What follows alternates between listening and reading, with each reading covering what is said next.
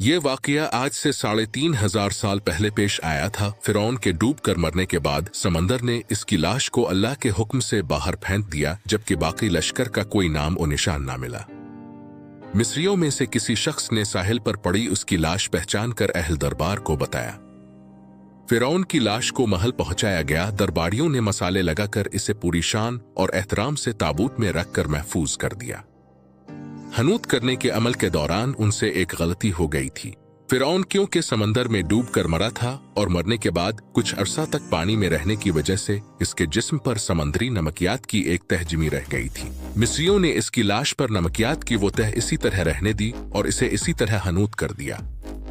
वक्त गुजरता रहा, जमीन व आसमान ने बहुत से इनकलाब देखे जिनकी गर्द के नीचे सब कुछ छप गया, हत्ता कि फिरौनों की हनूत शुदा लाशें भी जमीन की तहों में छप गईं। उनके नाम सिर्फ किताबों, उनकी तमीरात और लोगों के जहनों में रह गए।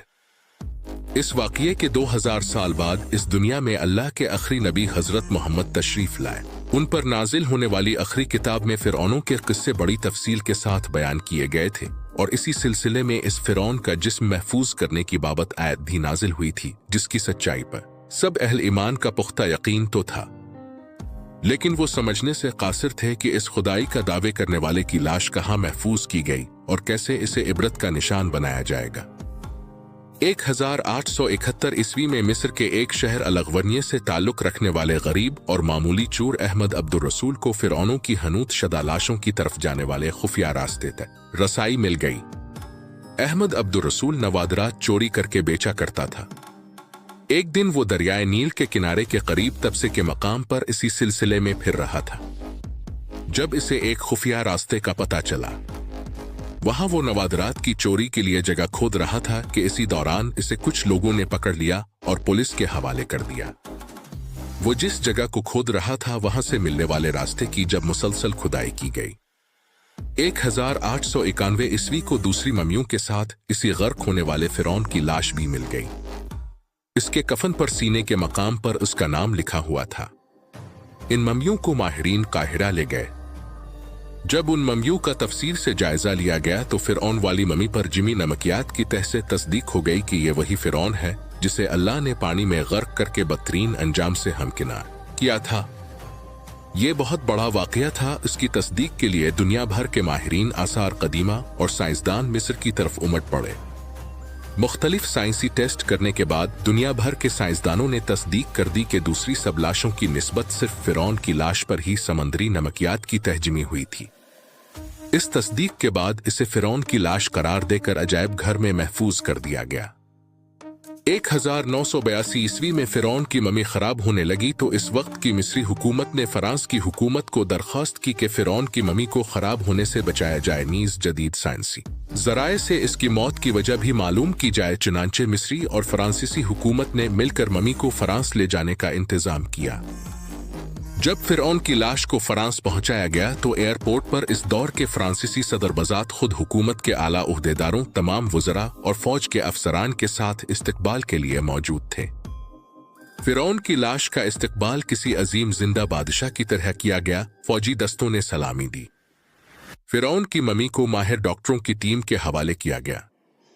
इस टीम की सरबराही डॉक्टर मोरिस बोकाये ने की थी। माइक्रोस्कोपक टेस्टों के जरिए ममी के तमाम आज़ा का बारीक बीनी से जायजा लिया गया तो मालूम हुआ कि इसकी लाश और जिस्म में समंदरी जर्रात अभी तक मौजूद हैं और मौत की वजह भी पानी में डूबने की वजह से हुई थी। एक बादशाह की मौत पानी में डूबने की वजह से हो, यह डॉक्टर मोरिस के लिए हैरत की बात थी। इसने इस ममी के बारे मजीद जानने की कोशिश की तो इसे मालूम हुआ कि इस बादशाह की मौत के हालात मुसलमानों के नबी हजरत मोहम्मद पर उतरी किताब कुरान पाक में तफसील से दर्ज है। इसे इल्म था कि जहां से ये लाश मिली है वो एक इस्लामी मुल्क है। चुनांचे तजस्सुस के हाथों मजबूर होकर वो मिस्र पहुंचा। वो एक साइंसदान था। इसने इस मामले में मिस्र के ही एक साइंसदान से मुलाकात की। इस साइंसदान ने कुरान पाक खोलकर इसे सूरत यूनस की आयत 90 ta 92 का तर्जमा लफ्ज बा लफ्ज सुनाया। फिरौन का खुदाई का दावा, इसका पानी में डूब कर मरना और फिर पानी से निकाल कर उसकी लाश का हनूत हो जाना और फिर दोबारा लाश का मलना और फिर उसकी लाश को जदीद साइंसी दौर में दोबारा महफूज किया जाना, सबका इशारा एक जानिब था और बहुत वाज़ेह था। तुझे बाद में आने वालों के लिए इबरत का निशान बना दूंगा। फिरौन की लाश ऐसे महफूज करके दुनिया के सामने लाकर रख दी गई है कि इंटरनेट की एक क्लिक पर रसाइल और जराइद पर, टीवी चैनल्स पर और अजायब घर में अरबों इंसानों की आंखों के सामने करी है और पिचकी काबिल तर्स हालत में मौजूद है। इबरत के लिए, सोचने के लिए कि इबादत के लायक और हमेशा रहने वाला वही है जो सबका खालिक और राज़िक है। डॉक्टर मोरिस ने आयत का तर्जमा सुना तो इसी वक्त पुकार उठा, कुरान सच्चा है, कलमा पढ़ा और मुसलमान हो गया।